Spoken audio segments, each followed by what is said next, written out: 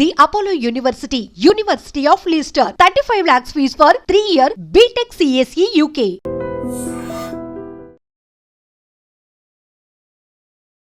Big breaking ఇది. కుకట్పల్లి సహస్ర murder జరిగి ఈ రోజుకి 5 రోజులు అవుతోంది. ఇంకా కూడా ఎవరు నిందితుడు అనేది తేల్చలేకపోయారు పోలీసులు అని గత 5 రోజులుగా అందరూ వేచి చూస్తున్నారు. అసలు ఈ ఇన్సిడెంట్లో ఏం జరుగుంటుంది, అంత చిన్న పాపను ఎవరు చంపుంటారు అనేది అతిపెద్ద బ్రేకింగ్గా మారినటువంటి సిచ్యువేషన్లో ఇప్పుడు వచ్చినటువంటి బ్రేకింగ్ కూడా అలాంటిదే అని చెప్పొచ్చు. కేవలం మైనర్ బాలుడు, 10వ తరగతి చదువుతున్నటువంటి బాలుడు, ఆయన పేరు వచ్చేసి సాయి, 80,000 రూపాయలు దొంగతనం చేయడానికి వాళ్ళ ఇంట్లోకి చొరబడి ఒక ప్లాన్ ప్రకారం, ఆ ప్లాన్లో పూర్తిగా నేను ఏం చేయాలి, ఎట్లా ప్రొసీడ్ అవ్వాలి, ఎవరన్నా అడ్డొస్తే ఏం చేయాలి అని ఒక పేపర్ మీద ప్లాన్ రాసుకొని చేసినటువంటి మర్డర్.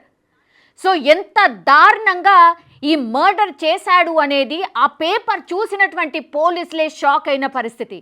ఎందుకంటే 5 రోజులు అవుతోంది, సీసీ కెమెరాలో ఎక్కడ కూడా ఏమీ రికార్డ్ కాలేదు, ఎవరు చంపుంటారు అని ఏకంగా పాపం వాళ్ళ పేరెంట్స్ మీదనే అనుమానం వ్యక్తం చేసిన సిచ్యువేషన్లో ఇప్పుడు ఏకంగా ఇంటి వెనకాల ఆల్మోస్ట్ వాళ్ళ ఇల్లు కూడా వీళ్ళ ఇల్లు కూడా ఆల్మోస్ట్ ఒక రకంగా ఆనుకొనే ఉంది అని చెప్పొచ్చు. కేవలం ఒక అడుగు వేస్తే ఆ లోపలికి జంప్ చేయొచ్చు. సో అదే చేశాడు ఈ సాయి అనే 10వ తరగతి చదువుతున్నటువంటి బాలుడు. 80,000 రూపాయలు, మరి 10వ తరగతి బాలుడికి 80,000 రూపాయలు ఏం అవసరం వచ్చాయి? ఇంత దారుణంగా మనుషుల్ని చంపాలన్న ఆలోచన ఆ బాలుడికి ఎట్లొచ్చింది? అసలు పేరెంట్స్ ఎవరు? ఈయనకి అంటే ఎట్లా ప్లాన్ చేసుకొని ఎట్లా ఇంప్లిమెంట్ చేయాలి అనేది కూడా ఆలోచించాడు అని అంటే అసలు ఆ మైండ్ సెట్ ఏంటి సాయిది అనేది కూడా ఇప్పుడు అతిపెద్ద చర్చ. పాపం ఆ బాలిక ఒకతే ఉంటుందని తెలుసు, ఆ ఇంట్లోకి చొరబడ్డ తర్వాత ఎంతో కొంత అమౌంట్ దొరుకుతుంది అని తెలుసు. అవన్నీ తెలుసుకున్న తర్వాతనే ఈ బాలుడు కేవలం వాళ్ళ ఇంటి గోడ నుంచి వీళ్ళ ఇంటి గోడ లోపలికి వెళ్ళడం, ఆ తర్వాత ఎట్లా లోపలికి ఎంటర్ కావాలి అనేది కూడా స్కెచ్ ప్రకారం రాసుకోవడం, ఆ తర్వాత సహస్ర లోపలికి ఎంటర్ అయిపోయిన తర్వాత సహస్ర కనిపించడంతో ఆ పాప మీద విచక్షణారహితంగా ఆ పాప మీద కూర్చొని ఫస్ట్ గొంతు నులిమాడు. తర్వాత చనిపోవట్లేదు ఆర్ ఇంకా కూడా కొట్టుకుంటుంది అన్న తర్వాత ఆయన వెంట కత్తి కూడా తెచ్చుకున్నాడు.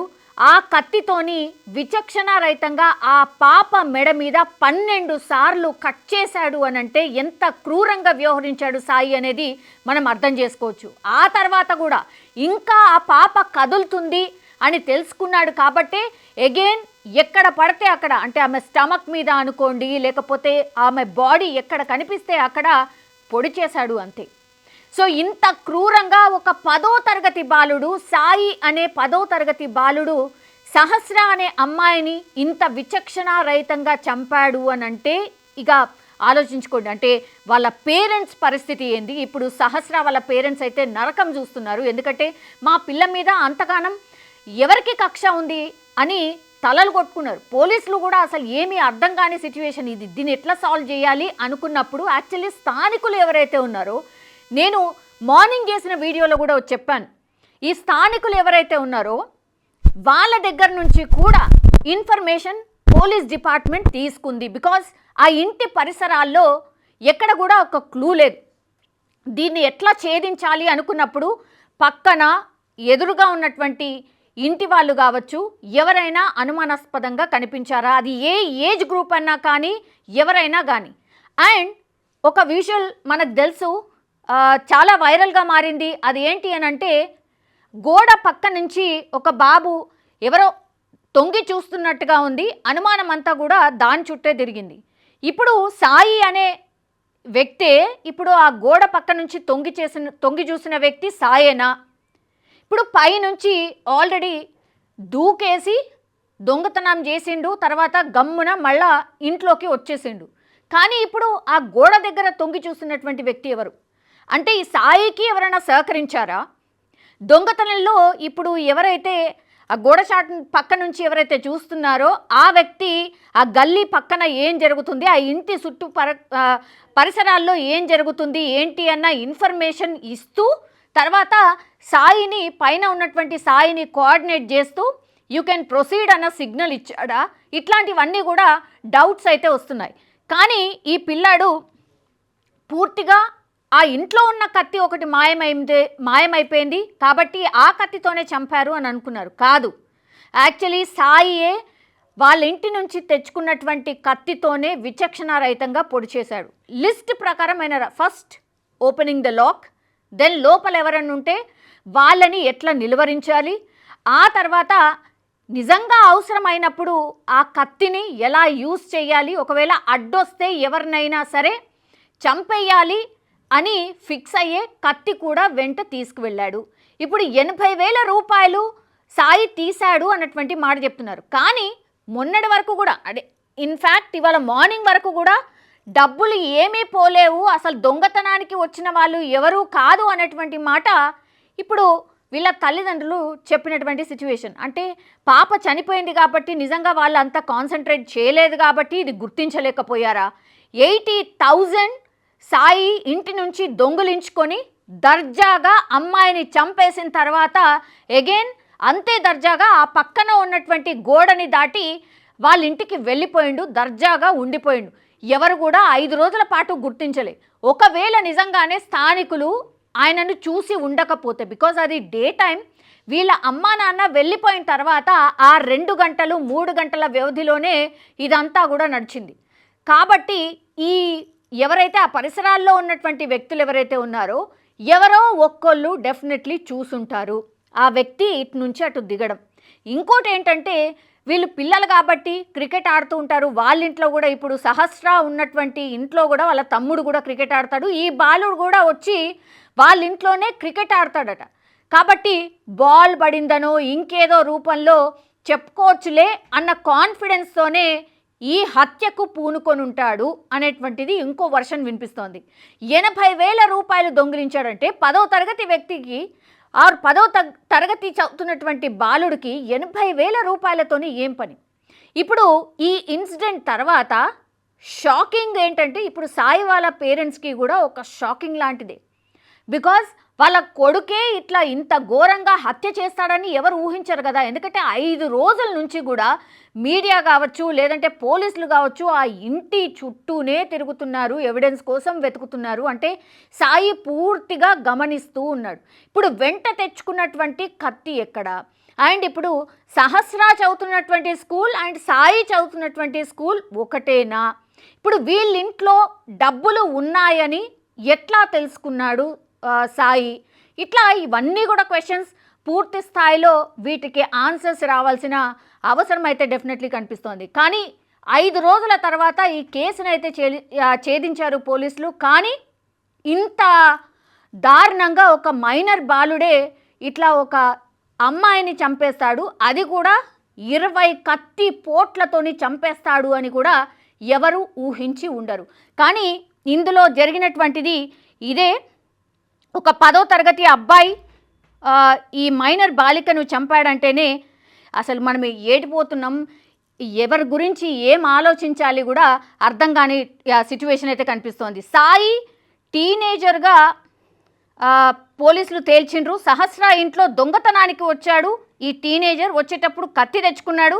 ఇంట్లోకి చొరబడి 80,000 రూపాయలు దొంగతనం చేశాడు.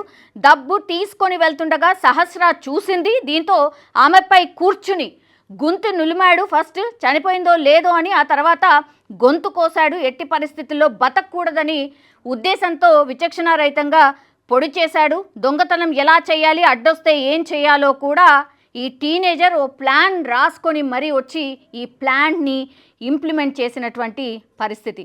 సో ఇదన్నీ అంటే ఇది అందరి పేరెంట్స్కి కూడా ఒక బిగ్ అలర్ట్ ఆర్ ఏమంటారు ఒక డేంజర్ అలారం అనుకోండి. పిల్లల ఆలోచన ఎటుపోతుంది, దయచేసి పిల్లల్ని ఎట్లా అబ్జర్వ్ చేయాలి అనేది కూడా ఇది ఒక డేంజరస్ సైన్ అని కూడా అనుకోవచ్చు. హత్యకు గురైంది 10 ఏళ్ల పాప, చంపింది 10వ తరగతి కుర్రాడు. 15 ఏళ్ల వయసులోనే క్రిమినల్ బ్రెయిన్ ఆ బాలుల్లో కనిపిస్తోంది.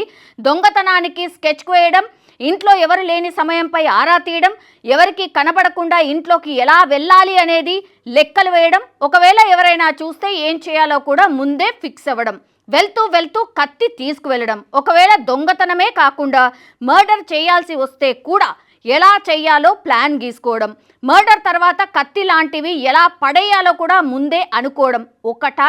15 ఏళ్ల వయసులోనే ఇంత భారీ స్కెచ్ వేశాడు అనంటే ఊహకు కూడా అందదు. సో ఎట్టకేలకైతే కూకట్పల్లి సహస్రాకి సంబంధించిన కేసు మిస్టరీ వీడింది. కానీ ఇంత దారుణంగా ఒక మైనర్ బాలుడే మైనర్ బాలికను చంపినటువంటి ఘటన, అది కూకట్పల్లిలో ఇప్పుడు ఒక సంచలనం అయితే క్రియేట్ చేస్తున్న పరిస్థితి కనిపిస్తోంది. కానీ కేసు ఇక్కడికే ఎండ్ కాదు. బికాస్ చాలా క్వశ్చన్స్ రైజ్ అవుతాయి. ఈ పేరెంట్స్ ఎవరు? సాయి ఎందుకు ఇట్లా ఆలోచించాడు? సాయి ఎందుకు ఇట్లా దొంగతనానికి వెళ్ళాడు? అట్లాగే చంపడానికి గల కారణం ఏంటి? ఈ స్కెచ్ అంతా పేపర్ మీద రాసుకోవడం ఏంటి? అసలు సాయి మైండ్ సెట్ ఏంటి? వాళ్ళ పేరెంట్స్ ఏం చెప్పబోతున్నారు అనేది కూడా ఇప్పుడు చాలా ప్రశ్నలు ఇప్పుడు రైజ్ కాబోతున్నాయి. And for more videos, Please subscribe to iDream. Please subscribe to iDream. Please subscribe iDream. And please subscribe to iDream. For more videos, subscribe to iDream. please like, share and subscribe to the channel. Congratulations, iDream. Subscribe to iDream. Subscribe to iDream. So subscribe to iDream Media. iDream ki iDream team అందరికి huge congratulations. Please subscribe iDream Media. Please subscribe to iDream. Subscribe iDream. Please subscribe to iDream. iDream అంటే నా కళల ఛానల్ను subscribe చేసుకున్న నోరు తిరుగుతలేదు, మీరైతే గంట గుర్తు కొట్టండి. For more such videos, please subscribe to iDream. Subscribe to iDream. Please subscribe to iDream. Please subscribe iDream Media. Please do subscribe to iDream. Please subscribe to iDream Media. For best entertainment and information, please subscribe iDream. And don't forget to subscribe to iDream.